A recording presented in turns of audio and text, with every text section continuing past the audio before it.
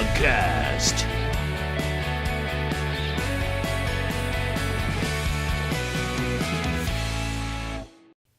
Today we're talking about things of value. On one side of this little bench here, I have a $100 bill, and everybody understands the value of that $100 bill. On this side of this bench, I have a pot of other things, different shapes, different sizes, but they each one stands for something. This one stands for love. So when you give love, does that have value to the person you gave it to? Absolutely. Does it have value to you when you receive love back? Absolutely. Hope. What would your life be without hope? Hope has a lot of value. Trust.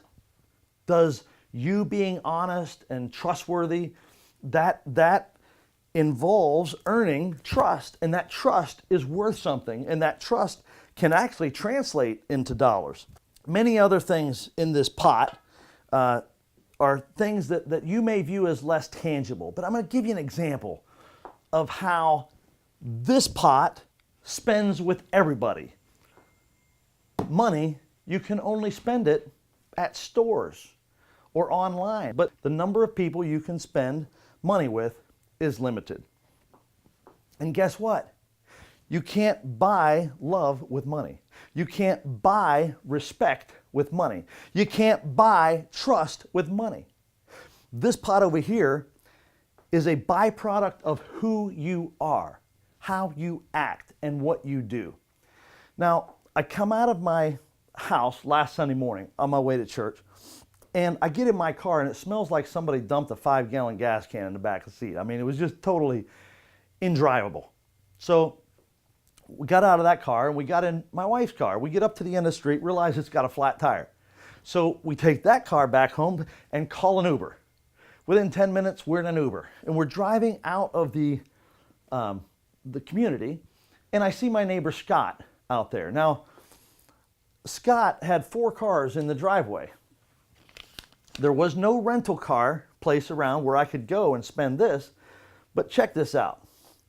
I love Scott. Scott loves me. I trust Scott.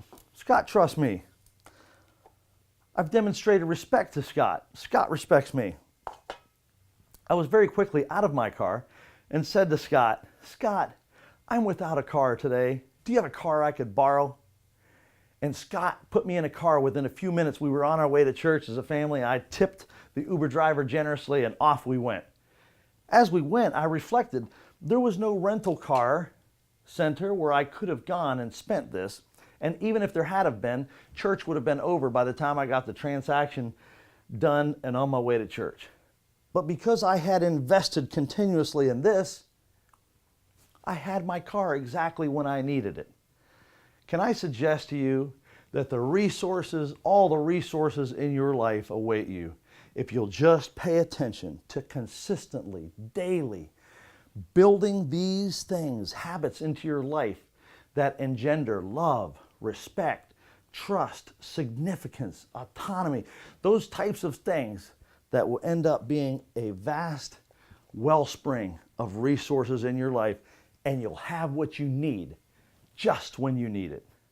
Thank you, and I'll see you on the next Hog Cast. Hog Cast.